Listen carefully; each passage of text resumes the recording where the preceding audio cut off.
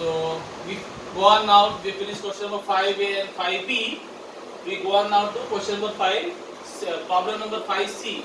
I am on page 144. Okay. Standard 10 Space Mission Chapter 10. So let's begin on our mission. Finish the last sum. Okay. Then our mission is over for the space mission. So what is the chapter? What is that question telling you? Okay. Let's read the question first. If the height of the satellite completing one revolution around the Earth, if the height of the satellite, so okay, it is saying the height of the satellite completing one revolution around the Earth, one revolution, the one time it goes around the Earth, in t seconds, let's say in t seconds, t is the time period of revolution, okay, is h1 meter. Let's say the height of the satellite is h1 meter. Then what would be the height of a satellite taking 2√2 seconds? It's taking 2√2 seconds for one revolution. So what will be the height of that satellite, which is taking 2√2 seconds? Okay. So there are two satellites. There are how many satellites? Two satellites. Okay. First and the second. So now so there are two satellites. As I said, there is one satellite which is revolving at a height of h1 meters, and it is taking t seconds t seconds to revolve around the Earth. And there one more satellite, okay, we don't know the height of that satellite, we have to find out, which is revolving, which is taking a time period of what? 2√2 seconds, 2√2 t seconds, 2√2 times that t seconds to revolve around the Earth. We have to find the height of that particular satellite. We have to find the so what is this? We are going to use the what law we are going to use here? We are going to use Kepler's law. Again, we are going to do it in a smart way. We are going to use Kepler's law. Which law of Kepler will come handy here? It's all about period of revolution and the what? Height. Which law of Kepler will come handy here? The third law of Kepler. Kepler's third law. So if you go to page number, I think it's page number 5 if I am not mistaken. No, page number 3. Page number 3, it says, if you see the third law, the square of the period of revolution around the sun is directly proportional to the cube of the mean distance of the planet from the sun. Cube of the mean distance of the planet from the sun. In other words, they are saying the square. So t square, you all know, is directly proportional to r cube. I am taking small r. Why? Because my r, as usual, will be the radius of the Earth plus the height of the satellite. Okay, clear? So in other words, this will now become t square, similar, directly proportional to r. Instead of r, small r, I am going to write r plus h. Now for the first satellite, the time period is t. What is the height of the satellite? They are given h1. So I will say h1 cube. Fine, h1 cube. Therefore, what can I say? When I remove the variation sign, what happens when you remove the variation sign? You learned last year, 8th standard and 9th standard. When you remove the variation sign, what happens? And put an equal sign, you have to put a what? Constant. You have to put a constant. Let's say that constant is k. So k r plus h1 the whole cube. I hope you can see this 3 and all these letters. Okay. Now, so whenever I remove variation sign and I put a equal sign, I have to put a constant k, m, n, whatever you want to put it. So this is the first one. So what can I get? This will come down. So let's say this r plus h, the one will come down. So I'll get t square upon r plus h1 the whole cube is equal to k. Only k remains here. The k remains here, and the r plus h went down below t. Okay. So this is my first formula. So let's say this is my equation number 1. Okay, equation number 1. Same way. What can I do now? Let's say for the next satellite. What is the next satellite time? 2√2 t, no? 2√2 t. So instead of t, I am going to write here 2√2 t. T square. So square must be the whole square. Be careful. You do the whole square. Only if you take t ka square, the whole sum will go wrong. The whole square. So for the next, this is for the first satellite. This is for the first satellite. This is for the second satellite. So t becomes 2 root 2t because the second satellite time period is 2 root 2 seconds. Okay, 2 root 2 t seconds. Directly proportional. R plus what? This is h1. So obviously that other satellite, second satellite will be h2. So let's call it h2. The height of the satellite is h2. That is h2. So what is 2? Now in your mind you do it. Okay, have a look. See how to do it. What is 2 ka square? 4. What is root 2 ka square? Root 2 ka square is what? 2. Why? What is root 2 ka square? Root 2 square means what? Root 2 into root 2. What is root into root? The root goes away. What is root 5 into root 5? 5. What is root 3 into root 3? 3. So what is root 2 square? Root 2 into root 2? 2. And what is 2 ka square? 4. So this is root 2 ka square is 2 and 2 ka square is 4. So 4 2s are 8. Understood? So I'll get 8t square. I hope it is understood. Okay, root 2 ka square is 2 and 2 ka square is 4. Directly then I will now going to change this variations and put equal to, and I have to change, write the word k. Why? Whenever you remove the variation sign, symbol of variation, you have to put a k constant.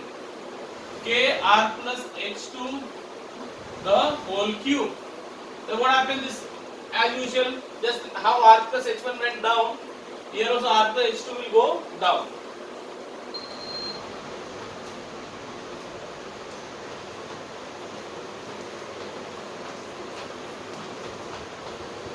So this becomes my equation number 2. Equation number 2. So now you tell me, what can you get from this? Equation 1 and 2. Can you see which side is equal on both sides? The right hand side, k, बराबर? इधर भी k equal है, इधर भी k. Right hand side दोनों में k है.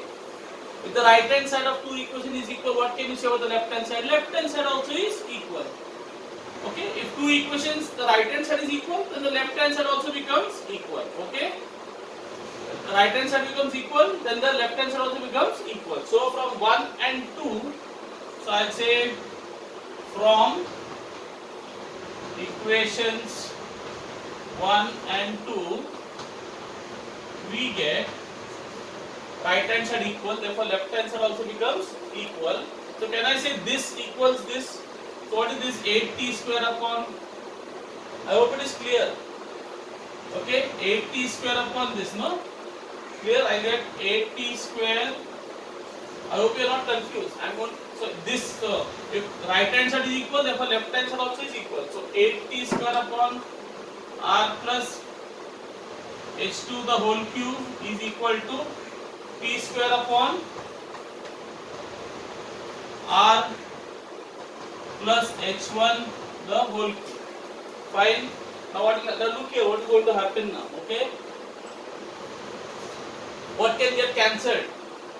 T square cancel हो जाएगा. Okay. Remember this is t square. T square get cancelled. Now what can you say? This is what is here? There is nothing here. No. So let's say assume this is 1 here. 1 t square. Okay. 1 it is. Okay. Now what do you do next? Now once you cancel the t square, it gets cancelled. You got t square and it goes come down. T square will cancel. So I'm going to cancel it there itself. Okay. So now you take cube root on both the sides. You take cube root on both sides. So you say taking cube root on both sides, we get. So what can I get? What is the cube root of 8? Cube root of 8 is 2 upon. What is the r plus h2 ka cube? R plus h2. 1. What is the 1 ka cube root? 1 ka cube root is 1. Cube root, not square root. Cube root. 8 ka cube root is 2. R plus h2 ka cube root will be the number itself. If I say what is the cube root of 6 cube? Cube root of 6 cube is 6. So what is the cube root of r plus h2 the whole cube? R plus h2. What is the cube root of r plus h1 the whole cube? R plus h1. Now what do you do? I hope this is clear. This can be seen. So what do you do? You will cross multiply. So what will I get? Tell me. So you get r plus h2 into 1. R plus h2 into 1. I am cross multiplying. I am cross, so r plus h2 into 1. So I'll say r plus h2 into 1 is what? R plus h2. Okay? And r plus h1 into 2. R plus h2 into 1 is r plus h2, and 2 into r plus h1 is 2r plus h1. Okay? So 2r plus h1. Fine? Now let's solve it. Don't forget to keep the brackets. Don't forget to keep the brackets. So I'll get r plus h2, 2 into 1. Now multiply 2 into r, 2r. Then multiply 2 into h1. Okay? First multiply 2 by r1, 2 by r, and then 2 by h1. So what is 2 into r? 2r plus 2 into h1, 2h1. समझा? आया क्या गया? आया ना? ठीक है. So what did you get now? You want h2, no? Or you want what? h2. But just imagine this is 1r. This is what r? 1r. Now when this 1r goes here, plus 1r, if it goes on the other side, what it becomes? Minus 1r, no? Yes or no? When plus 1r when 1r goes here, becomes plus 1r becomes minus 1r. So I'll get h2. Only h2 will remain here. I'm going to, this is plus 1r. This plus 1r, when I take it there, becomes minus 1r. Plus 1r goes that side. Plus 1r comes here, becomes minus 1r. Plus 2h1. So I'll get h2 equal to, what is 2r minus 1r? Single r, no? 2 minus 1 is 1. What is 2x minus 1x? X. 1x or x. So what is 2r minus 1r? R or single r. R plus 2h1. So that solves the sum. Now wait, hold on. I hope this is clear. This whole sum we use doing Kepler's law. Now there is another way of solving it also. Okay, but that will be a little tough way, as I told you. These are which I got. Whatever I taught you, I didn't do any multiplication or division or whatever. These are all methods we have done it. We use the smart methods for solving this sum. Okay, so we used the smart way of solving. So we use Kepler's law. You can start writing it down. If you are not understood, as I said, you can rewind and watch it later.